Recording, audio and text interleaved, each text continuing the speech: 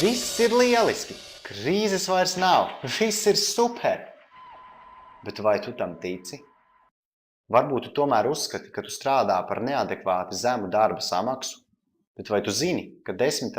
daļai iedzīvotāju darba spēja vecumā nav vispār nekādu ienākumu? Šogad reģistrētais bezdarba līmenis Latvijā ir 9,6%. Tie ir gandrīz 10%. Situācija vēl joprojām ir apbēdinoša un neizskatās, ka tuvākajā laikā tā varētu strauji uzlaboties.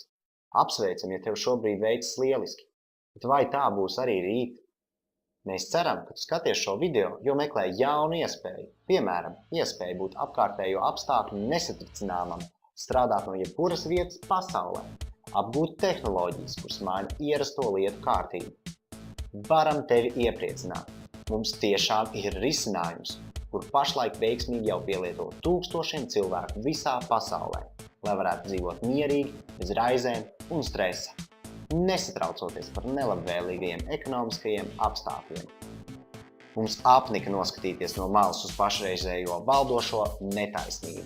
Tādēļ nolēmām publiskot informāciju, naudas formulu, ar kuras palīdzību ir iespējams apgūt un pielietot internetu savā labā, lai radikāli izmainītu savu finansiālo stāvokli.